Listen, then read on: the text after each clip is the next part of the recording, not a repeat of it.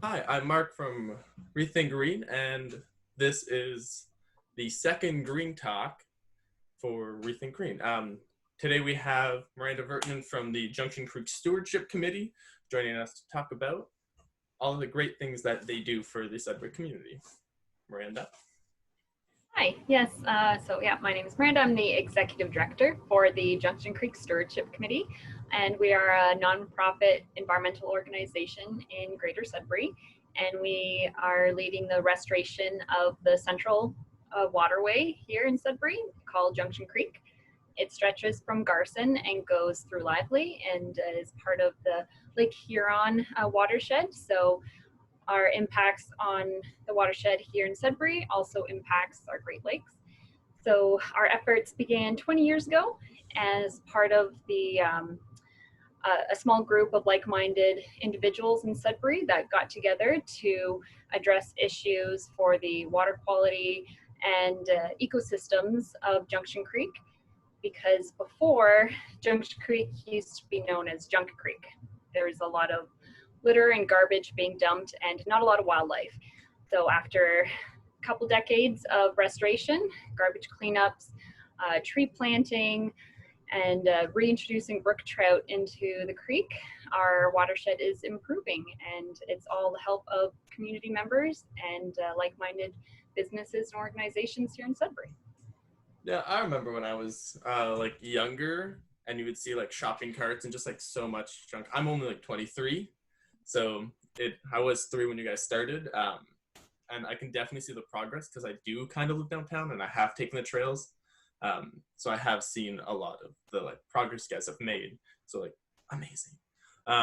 What is a watershed? What does that mean? Yeah, so a watershed is an area of land in which water, either from rain or melting snow, it kind of pools and drains into the same areas. So that could be creeks, rivers, lakes.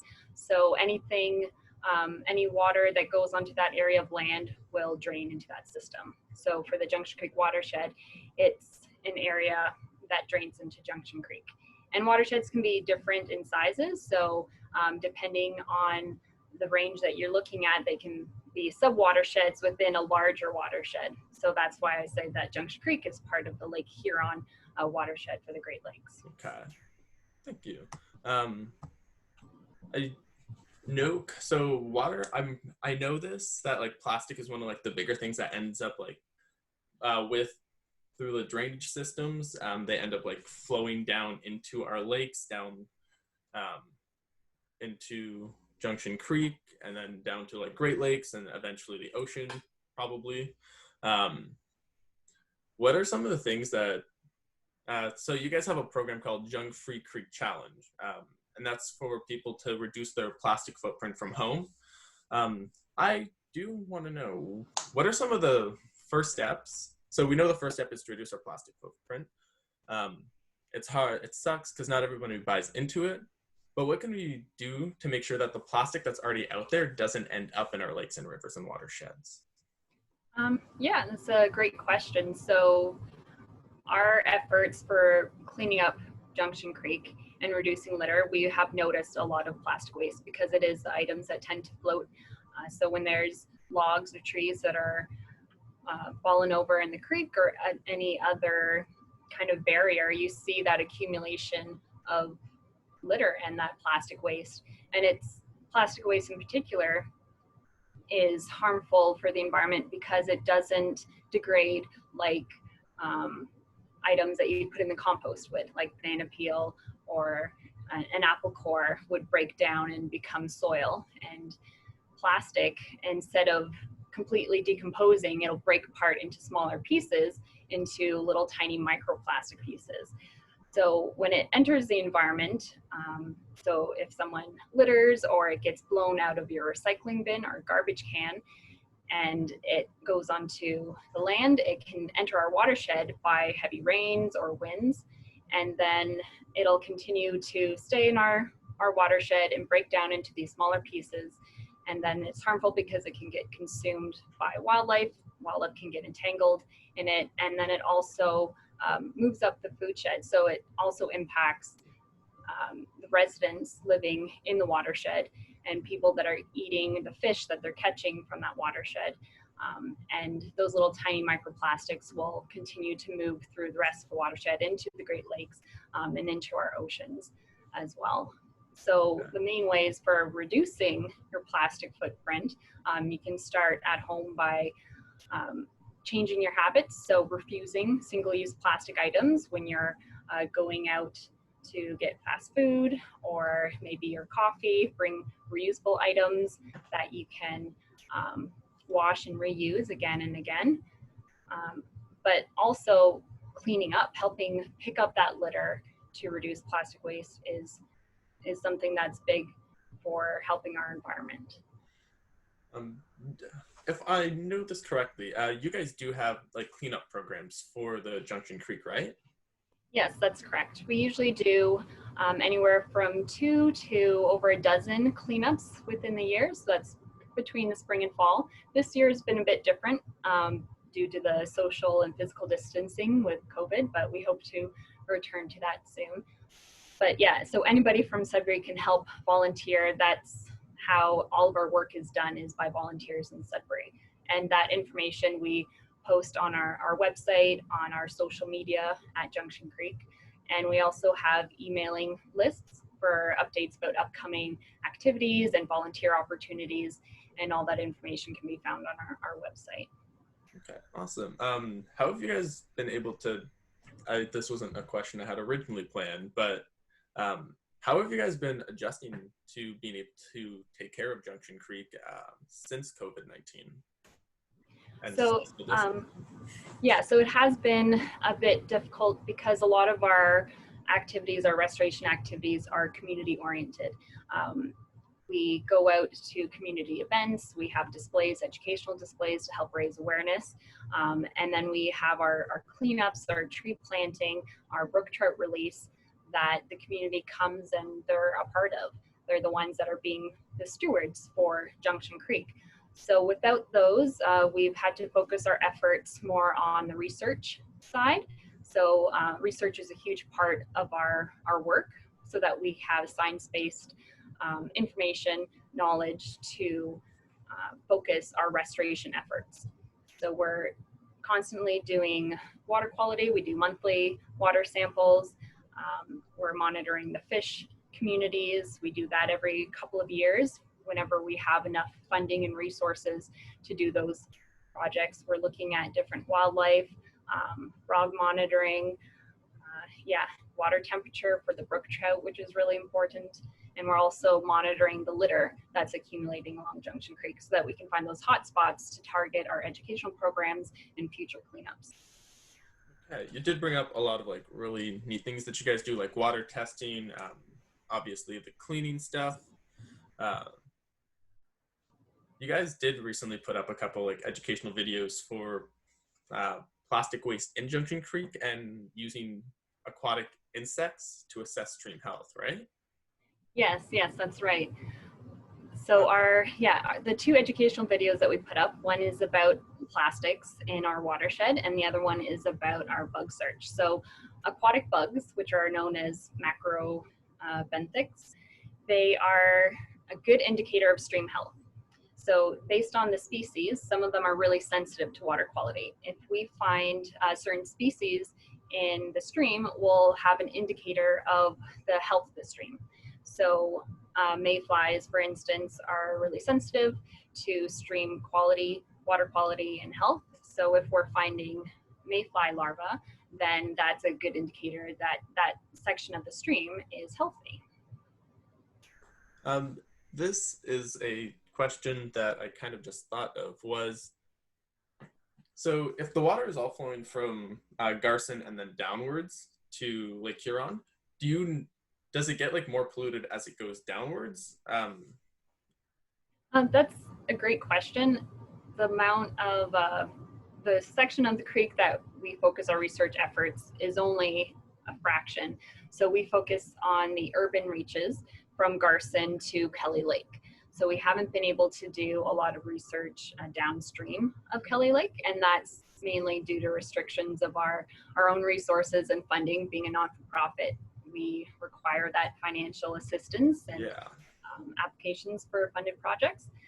But generally, what we see looking downstream of more urban areas such as New Sudbury or downtown, downstream of those sections, the water quality and the biodiversity and number of sensitive species are less. So we do see that in urban areas, there is that impact on the stream health. Okay, so it all goes and affects somewhere else. Well, I mean, probably.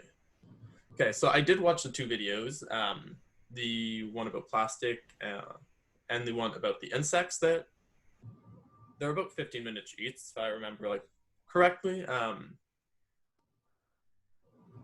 One of the things I wanted to know, what does a healthy Junction Creek mean? You bring that up in both of them, I believe, and I just was curious because like a healthy something, like what's a healthy person, what's a healthy, I just was curious about that. Yeah, so the way that you can identify a healthy stream, it's something that has a lot of different species. It's diverse and it's a functional ecosystem. So the water quality is healthy. So that water quality can be impacted by contaminants, by sediment, such as like sand, or if the soil is eroding from the banks of the stream. Habitat is also really important for the stream health to support the different critters that live in and around the stream. And water temperature is also something that's important for stream health because some species will only survive in cooler water, such as our brook trout. They're sensitive to water temperatures. So having that vegetation along the shoreline and that canopy cover from the trees provides shade and habitat and also stabilizes the shore so that it decreases erosion and it acts as a natural buffer. So any contaminants that are coming from runoff from the surrounding shoreline will actually be filtered by the roots and the vegetation. So a healthy stream has that rich, it's called a riparian habitat, the vegetation along the shoreline. It has a lot of different animals, that vegetation and habitat, and clean water. What kind of plants do you recommend to put on like the shores and the banks? Is there like plant that's better than another, or are they all just do good work? Yeah, so native species are the species that we recommend for the area, for anywhere that you're planting. There are some invasive species in Sudbury that we're kind of monitoring and trying to manage, but a variety of native species, and they are all different based on their habitat requirements for the amount of water, the soil type, and sunshine. So it's very specific to the location for what species, but we would be happy to help anybody who's looking to help to restore their own shoreline along the creek. If they live beside the creek, yeah, we're happy to provide those resources. Okay. Would they email you guys? How would they contact you? Just yeah, they can email us. Yeah, at info@junctioncreek.com, and yeah, we can provide a bunch of resources and guidance as far as what species of trees and vegetation to plant. This was, so you brought up that you can see the insects. You guys, it's in the like educational videos. You brought it up not too long ago in this conversation. You brought up that you guys can like see insect species, macroentic, right? And then vertebrae or non-vertebrae? Invertebrate, yeah. Okay. So you get in the video, you guys suggest that like you can see up to like 100 insects, right? What if in a person's sample they can't get, like they don't see 100 insects? Is that indicative of something else? That's a great question. So it depends on where you're sampling. So for the aquatic bugs, the macrobenthic invertebrates, where we do the sampling is specific to the type of habitat where we would find diverse species. So it has to have that, like the ripples with the water flowing over gravel, and yeah, all these other different features. So if there aren't a lot of species, that is also an indicator of stream health, as far as only having a few species that are more tolerant to pollutants. That usually suggests that the stream health isn't as great. And back like 20 years ago, the number of benthic invertebrates that we had in Junction Creek was very minimal. There was only a few species that were tolerant of pollutants that we could find. And so our biodiversity is increasing, both for the bugs and the fish and the other wildlife along Junction Creek. Awesome. That's really impressive and cool. Good for you. Good work. Okay, so if I was one of the, so I know you guys kind of do it as a group sometimes. What if I wanted to go alone to like identify it? I saw that you guys had an like identifying sheet. Would it be possible to like go alone with my own net and do it on my own and send you guys the information afterwards? Or how could I do that with social distancing like we have to right now? So that one's a bit tricky. Well, for one, we always recommend going in pairs if you're doing any work near the water, and make sure, like for children, to always have an adult with them for water safety. Sure. But for collecting benthic samples and sharing that data with us, it's really hard because the way that it has to be done, it's a standardized system. So we completed the national training for benthic surveys, and we have certain tools and nets with a very fine mesh to collect these different insects. So you could have fun and see what you can find in the stream, which is great. And hopefully we'll be able to do some more fall programs with students and schools, going into classrooms or bringing classrooms to the stream to show them some of the bugs, and we'll help them collect bugs and they can look through them. That's one of our programs that we enjoy doing with the schools. So I could do it myself, it just wouldn't be scientific. I would yes. just kicking up some dirt, or kick and sweep is what the method is called. Yeah. I wouldn't be collecting I would collect information that could be useful, but it wouldn't be scientific because it doesn't follow like standard measuring procedures. Got it. Yes. Well, I'll still go play in the creek maybe. So you do recommend, as part of one of the things that affect waterways, especially as a northern community who gets a decent amount of snow, we use a lot of salt to melt it. You do recommend to use less salt or alternatives. What are good alternatives to using melt, to use like thawing products? Yeah, so that's a good question. Yeah, there's plenty of ways to be more creek friendly, whether it's at your home or at the business. So sand is usually something that's recommended, especially when the temperature is below 10 degrees, minus 10 degrees Celsius. It's great for providing that traction instead of using salt. Having a chloride-free alternative to salt is what we recommend. There's still a lot of different products and research that's going out to the safest, environmentally safe products as salt alternatives, but just being mindful about the amount of salt that you're using, being smart about salt is really important, because when it does get into the water, it's something that can't be removed and has a negative impact on the wildlife in the water. So we do recommend just being mindful and looking at those different alternatives. And it's something that the city is also working on and providing programs for salt contractors and larger scale areas like parking lots where they would use more salt. I don't remember where I read it. I remember it was at least in like a news article, and it was about how much salt we use in Sudbury is damaging like Ramsey Lake, our like most used body of water. So obviously it goes downstream and to there, and we all use it. Does it I don't know if this is something you guys would know because you guys do like Junction Creek. Does salt affect like blue-green algae or anything? If you don't know, this is like a maybe an out of the too far out question. Yeah, so it does have like an impact on the zooplankton and the critters because there's different tolerance levels for the amount of salt. So when it gets to a point that's really high, you'll actually see impacts on the wildlife in the stream, like the little tiny ones, and then yeah, the larger wildlife as well.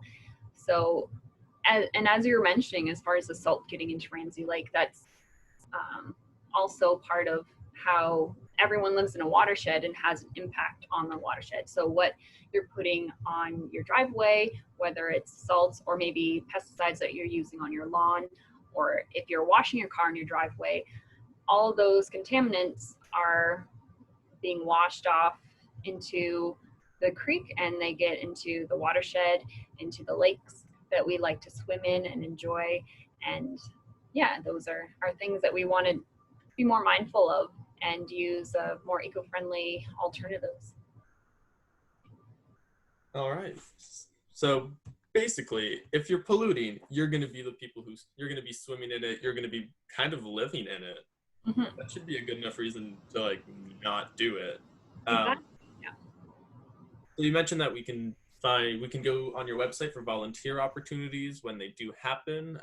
Do you guys have like an email list that you guys can like send out to people when they do want to volunteer? Yeah, we have an emailing list. So that's something that's on our website that you can find to sign up for. And we send quarterly newsletters as well as other updates about upcoming opportunities and activities that we are participating in or that we need assistance with. So yeah, we recommend signing up to the emailing list there. And you can unsubscribe at any time as well. Okay. So I know one of the other programs you guys have is Citizen Science, the Turtle Road Research. Would you like to talk more about that, what you guys do? You mentioned that you have some turtle shells that you might be able to show us. Yes, I do. So the Turtle Road Researchers is a program that's actually developed by the Land Between organization. It's part of their Turtle Guardians program. So that's not in the Sudbury area, but what they've done is they've tailored their training for the greater Sudbury area. So they've included the species of turtles that we find here in Sudbury and the contact information for the local resources here to allow volunteers to participate and be turtle road researchers. So this program is, volunteer-based. And what participants do is they conduct weekly surveys on roads. So they either walk or drive along a designated section of road, and they collect information on sightings of turtle species that they come across. And you don't have to be an expert by any means. You can be an amateur. All the training and resources are provided. So it helps you get to identify different species, and experts will verify those identifications. And it's a great way to get outside and collect information and help local research, because citizen science is something that anybody can do, and it's also known as community science. It's basically collecting that data that assists in research. Okay. So we basically just collect all the information for scientists, and they use that to come up to conclusions, or like, I don't know if they graph it someplace so you can like see where hotspots are or not. But you do get to do a bunch of research. You get to be part of science if you decide to join, if you can. I know that even recently they put up a sign on like the MNR 80. I don't know exactly like where or which road specifically. I know it's going from like LaSalle to Valcarin. They have the like watch out for turtles sign. Was that part of the turtle road research? Do you know? So that's something that would be connected as far as the information that's collected from the turtle road researchers will identify those turtle hotspots and road mortality, and then it will be able to focus conservation efforts to put up turtle signs like those ones that you've seen, and also other like turtle fencing for roadways to help mitigate road mortality. And this is something that's really important for turtle conservation because turtles have a long lifespan. They are a long-lived species that rely on high adult survival rates. So if an adult is killed by something that's unnatural, such as being hit by a vehicle, this can have negative impacts on the health of the population. So as little as a 2% annual decline in adult mortality of turtles can impact the population, and you can see a decline in the population. So I remember seeing not too long ago that you guys made a social media post, and it was about how turtles will only go, what was it, a kilometer or a mile from their home? So don't pick them up, don't move them, because then they'll like aimlessly search back home all stressed out. So turtles, they are stubborn and they know where they're going. Some turtles will travel further than others. So the Blanding's turtle, for example, is a threatened species. I've got a shell here to show you. It's known by its high domed shell, and it has a yellow chin and throat. And it's a species of turtle that will travel up to 8 kilometers. So it's a more terrestrial turtle, and will travel to specific sites for nesting, for where they hibernate in the winter, or for foraging or mating. So they have these areas that they go to year after year. So yeah, if you find a turtle on the road and would like to help it across, we always suggest putting it in the direction that it's traveling. So if there's a wetland on one side, and maybe more of a developed land on the other side, if they're walking towards that developed land, they're going to a specific nest site. So if you put them back in the wetland, they're just going to get out and walk across again. They're very stubborn. So, last year, me and my significant other, we were going to Killarney, and we stopped on the side of a road to like help a turtle along, and it screamed at her. I didn't know turtles could scream. Yeah, they can like push out the air and kind of make like a hissing sound. Yeah, it can be startling for some people, and they'll pee too. That's another defense mechanism. Snapping turtles, you have to be a bit more careful because they are more defensive, I should say, on land. I'll show you an example. I have a snapping turtle shell here too. So first of all, for the Blanding's turtle, this is the top shell called the carapace, and the bottom shell called the plastron. So this is the bottom shell. So they would connect together like that. And as you can see, this plastron covers the entire bottom section of the shell. So that turtle would be fairly protected in the shell. So when it's out of water, and traveling on land, the turtle can tuck in its arms and legs and its head and be protected in the shell. Snapping turtle is a bit of a different story. So this is the snapping turtle shell, the top shell, the carapace. Okay, it seems like it's a lot flatter and wider, not as round. Yeah, not as domed. It's got some jagged points at the end here. Snapping turtles are mainly identified by their long dinosaur-like tail that has spikes on it. And they do get quite large. They're our largest turtle in Ontario. So you'll never see Blanding's turtle this size. And so the bottom shell of the snapping turtle, the plastron, is only this big. So you can see that there's a lot of space. The turtle cannot hide in its shell. There's a lot of open space that would be vulnerable to predators. And when it's traveling on land, it needs to protect itself another way. And so it has a long neck and it will snap in defense. So if a predator is trying to flip it over to get at those soft, squishy, meaty bits underneath, then the snapping turtle will try to defend itself that way. So you have to be careful when you're moving a snapping turtle to only hold on to the bottom edges here of the shell to lift it up to move it, because its head will reach over to the side. And and it hurts. Like when they bite, they're not going to take off a finger, not our common snapping turtles here, but it's a good pinch, and it would hurt. But you can use other methods for helping snapping turtles across the road. You can use your snow shovel, just keep that in your vehicle and scoop them up. You can use your car mat. You can be, creative. The car mat, like you just scoot them onto it and you drag it across? And then drag the car mat. You can use, if there's a stick on the side of the road, encourage the snapping turtle to bite onto the stick. And you have a turtle on a leash. Yeah. I love it. Just gonna take my turtle for a quick walk today. Yeah. So obviously, is driving the biggest threat to turtles and like their life? So yeah, road mortality, habitat loss is huge too, because if they don't have habitat, they don't have a home to live in. But road mortality has a huge impact because the turtles are traveling, and most of the time it is those females that have eggs inside and they're searching for that nesting site. So when an adult female that has eggs inside, if she gets hit by a vehicle and ends up dying, then that has a huge impact on the population. Okay. So do you know how many turtle species there are in Sudbury?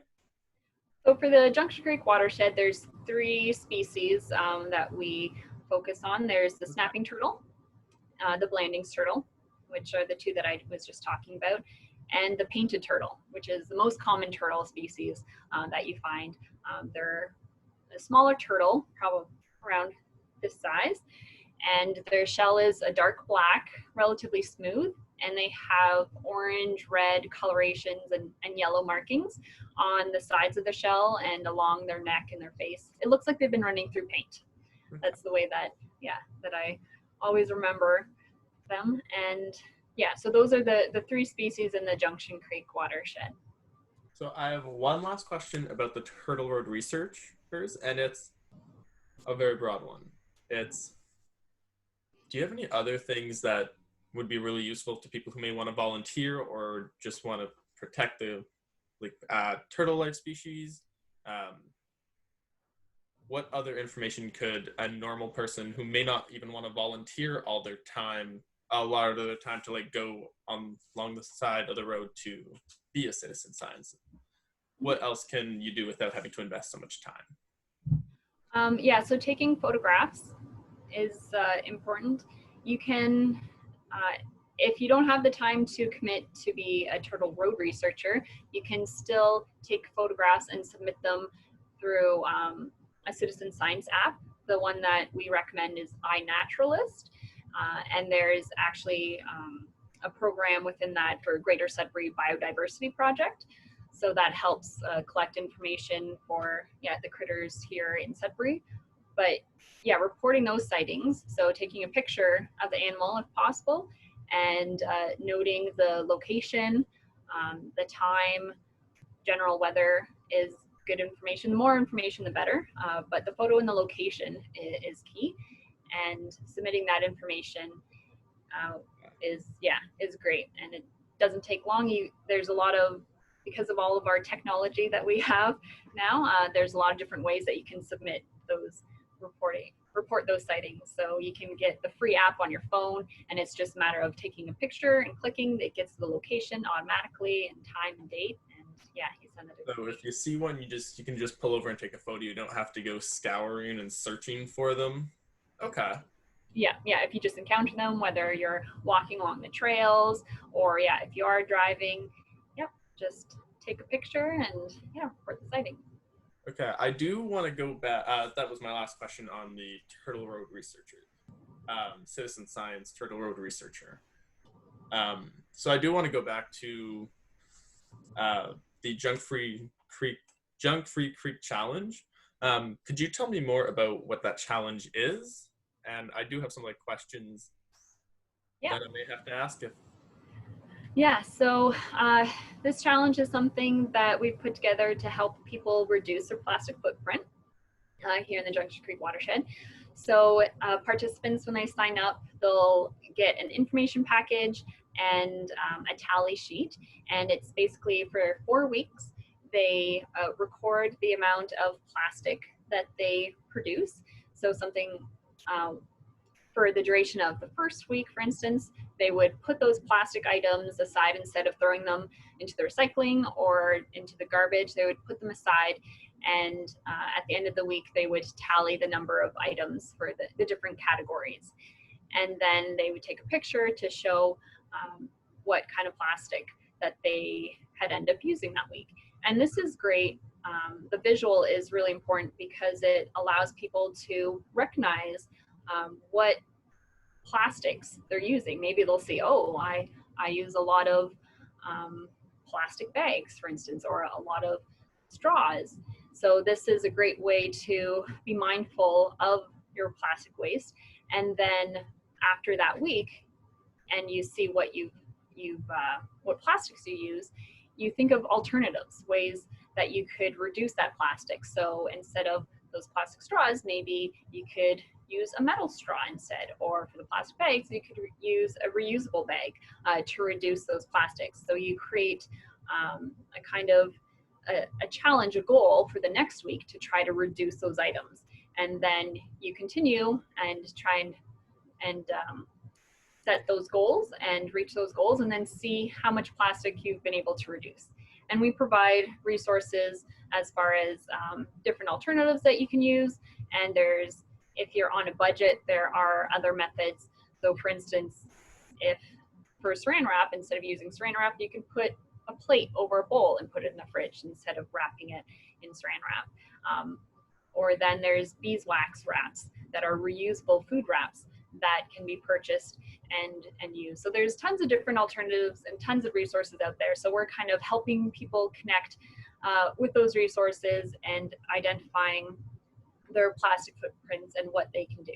Because even starting small and getting into that habit, into that mindset, and then kind of, doing different challenges along the way.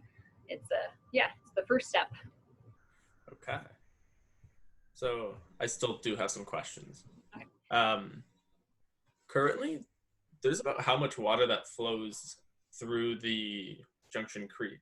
Like, how much water flows through Junction Creek right now? About. I don't know. Oh, that's a great question. I'm not sure.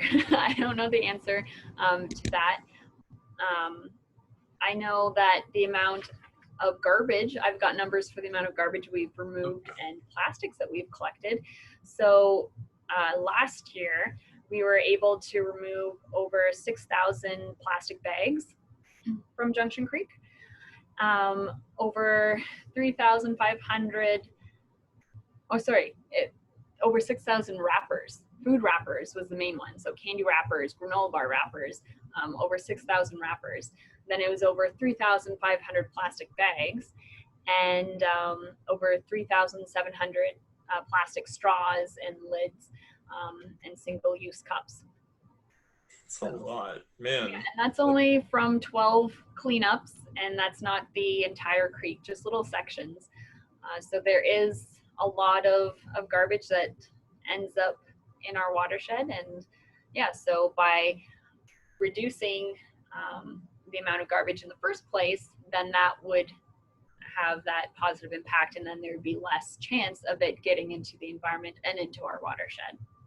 Okay, I've seen these in some communities, some municipalities, and it's kind of like a net at the end of like a culvert. Do those work? Are there like dangers to using that? And it's just like the net is mostly just used to like collect waste that comes out of it. Do you know more about that? Do you think that would be effective in Sudbury? So the trash nets, there's a couple different systems. There's the nets that go at the end of pipes, or then you could have a floating trash boom or trap that basically diverts any floating trash into this cage area, or it's just kind of like pool noodles, like it floats on the surface of the water and it all accumulates and then can then be removed, and it stops it from going further downstream. So this is something that we're looking into to recommend as a way to stop that plastic waste from continuing to go downstream and to easily remove it, because those trash booms are great for stopping the garbage, and they act as a 24/7 volunteer for stopping it. And since we can't be out there all the time, it would be a great way, yeah, to collect that garbage and make it easier for us. Okay, is there potential like harm from that? Just because like, what if it's fish traveling upstream or downstream and they get caught? Is that something that you account for? Like, So the floating traps are just on the surface of the water, so they wouldn't have any negative impacts on the fish, and any other wildlife would just travel over top of it. So yeah, those are the ones that we're looking into, and it would definitely be something to monitor as far as making sure that it's not going to have any negative impacts on the wildlife in the area. okay, because I actually haven't seen the ones that just like float on the surface. I've seen like them kind of used for oil pit cleanup from those like huge oil disasters in the ocean and gulfs and all the places that they've happened. So that's the first time I've heard about them collecting just like the floating garbage, the floating items. And that sounds like a really great idea that doesn't really hurt anybody or anything. So awesome. I hope that like comes to fruition and the city implements that in as many waterways as we can. So you guys collect like a bunch of garbage. So I know when people smoke, they like throw out their like cigarette butts and put them in the ground or something. Those end up in the waterway too, right? Yes, yeah, we find them. Yeah, they're quite common, and more so in different areas than others. And they also have very harmful impacts on the water quality and for the wildlife that would accidentally consume them thinking that they're food.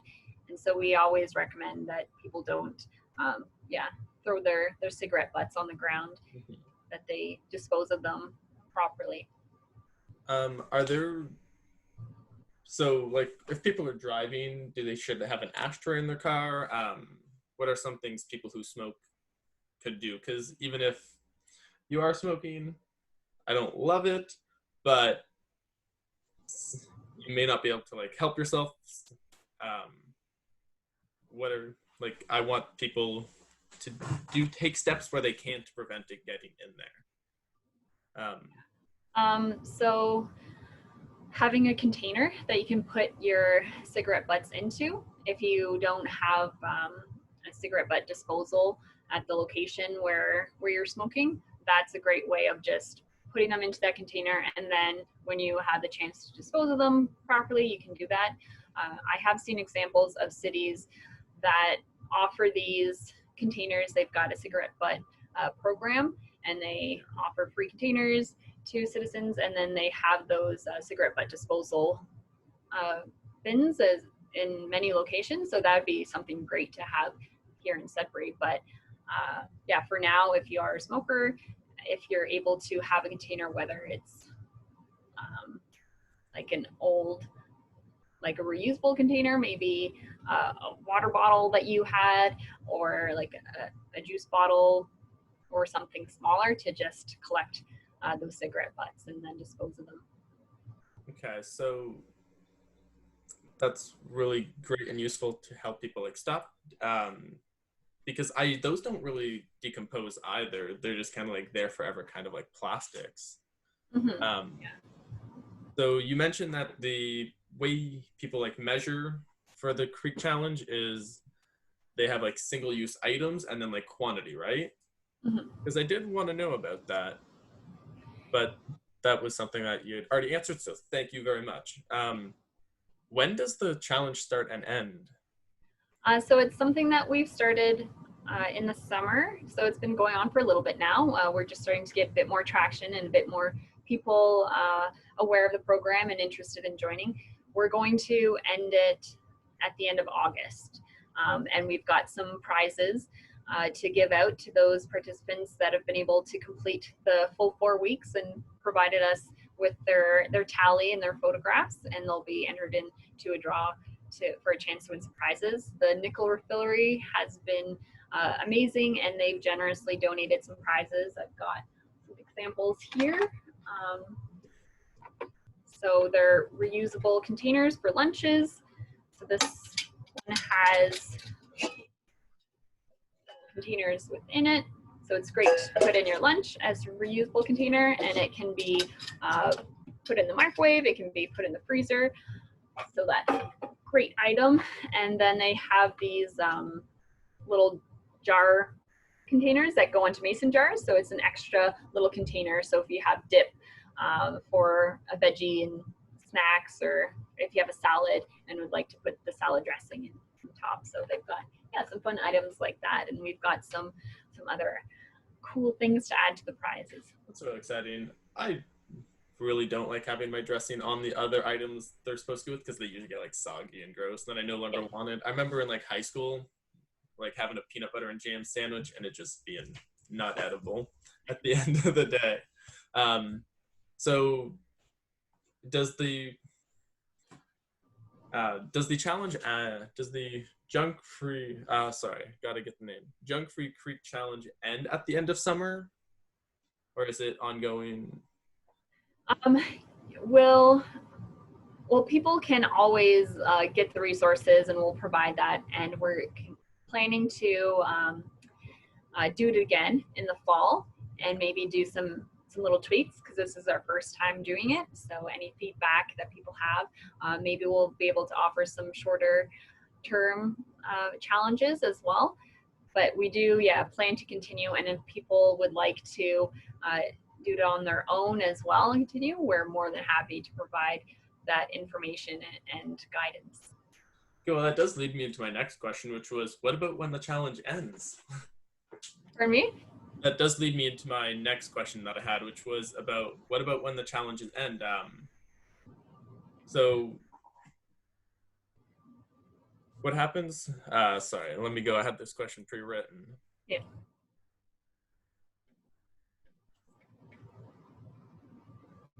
So when the challenge ends, the 4 weeks are up. How should people like keep track of it going forward afterwards? Okay, so when they've completed the challenge and they still want to continue to track their plastic waste, their plastic footprint, a good way is looking at your garbage and recycling. When you are going to every week, when you're doing your garbage, the size of your garbage bag or the amount of items in your recycling bin, just taking a moment to look at that and seeing what exactly you're putting in there. There's some great resources that are coming out through Sudbury for helping people get to a zero waste. So that means having no garbage bag at all, and most of the items just being recycle and compost. So right now at the nickel refillery, they have zero waste bins for anybody to come and dispose of their items that are non-recyclable, their kitchen and bathroom items. So whether it's the plastic razor blades, or you've got your plastic toothbrushes, items like that aren't recyclable, you can dispose of them in these zero waste bins. And those are bins that other businesses, companies, events can get to help create that zero waste. Yeah, me and my significant other, we try and go as plastic waste as plastic waste free as possible. And the nickel refillery is super great for that. That's kind of where we get our soap. We are slowly moving towards we already have reusable containers from like other things we purchased. But they just have so many like really cool products to reduce plastic usage. So if you're watching this and you want to be more plastic free, check them out. There's probably something for you there. Yes, definitely, yeah. Those were all the questions. Do you have any like last words? Anything else you wanted to add or say? I think the main thing, the main way that we're able to create positive changes in our local environment and in our community is through that awareness and education. First, you have to know what the issues are and what you can do about it, and taking action. So by people getting involved in local organizations, volunteering, such as with us, the Junction Creek Stewardship Committee, or other great nonprofits in Sudbury, that's the perfect opportunity, the perfect way to help not only your future, your family's future, your friends, like the prosperity of the entire community and environment. So yeah, we do encourage people to get involved and do what you can, whether it's volunteering for 2 hours, maybe making a donation to help these organizations, sharing information on your social media to help spread the word. Right now we have around 1,800 followers, and we know that there's a lot more people in Greater Sudbury. So even just liking and following these social media pages and yeah, sharing that knowledge is key and really helpful. So on that note, let's plug in your social media and your Facebook. Yeah. So we can, so what you're on Facebook, Twitter, right? Yeah. And Instagram. Yes. Yeah, all at Junction Creek. Yeah. And then you also have the website, which It's junctioncreek.com. perfect.